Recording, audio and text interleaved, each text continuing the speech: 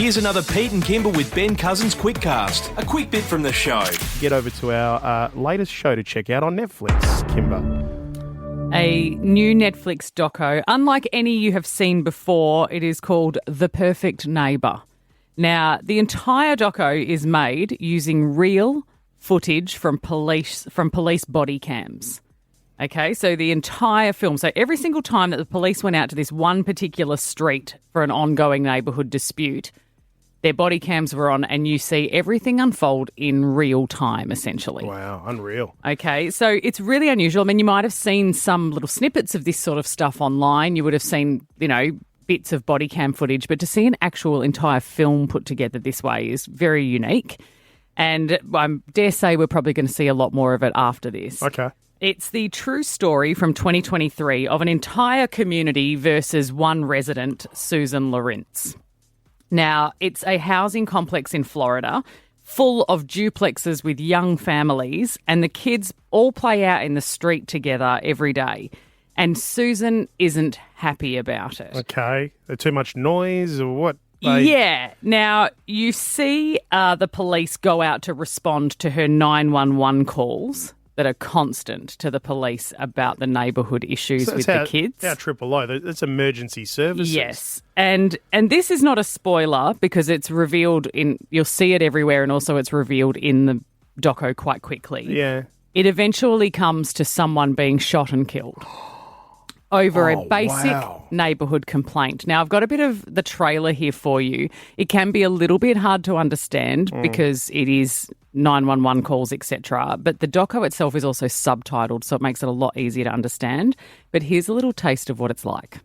Are you having problems with the neighbor's children? I called because the kids from across the street, they shouldn't be screaming and running around. Okay. All the kids like to play. She said they can't walk or even throw their football over there. 911, what is the address of the emergency? Several kids out there right now are screaming, yelling. I'm peaceful, I'm quiet. I don't bug anybody. I'm like the perfect neighbor. So, sorry, so at the beginning that sounds like that's her, the neighbour who's making the complaints. Yes. Saying things like they shouldn't be screaming and running around. She has complaints about the kids playing football and in the neighbouring lot and screaming and playing in the yard like kids. Okay.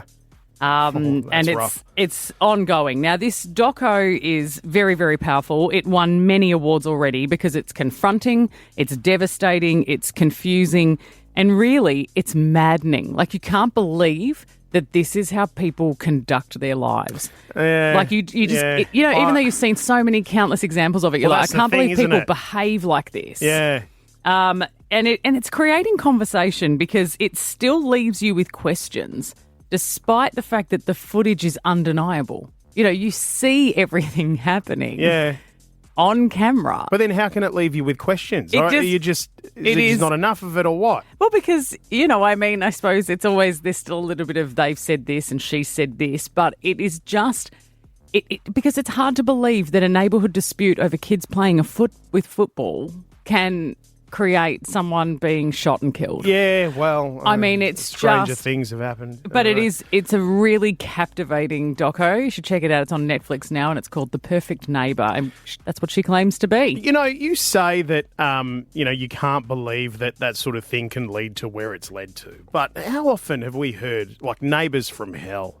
And how it gets to a point where it is that bad or that hard to live next door to someone, whether it's their fault or whether it's actually, the other person's fault. The stories are absolutely incredible. My last neighbour was so terrible that I ended up selling my house and moving. I had to put myself in debt. I had to get a bigger loan and put myself in debt to get away from her. Get out. Hey, listen, open the phone. So 131060, can we hear your Neighbours from hell stories this morning? I've just told you about this documentary that's dropped on Netflix called The Perfect Neighbour.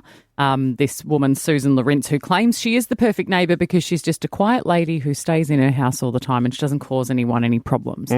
But the neighbourhood disputes are ongoing to the point where they call 911 that many times that they've made an entire film using the police body cam footage. It's unreal that they had that much footage to be able to use. It's astounding. I cried. It's dramatic. And we want to talk about bad neighbours. All right, Ashley, what have you got for us?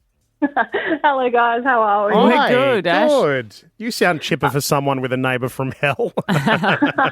She thankfully no longer lives with us, but this woman had way too much time on her hands. So anytime she was walking around in the apartment complex, she would have body cam on her, and she would actively go out of her way to harass any contractors that we had on site who were fixing like the pool room or the retic and stuff, and like try to force them to provide documentation and their driver's license and stuff.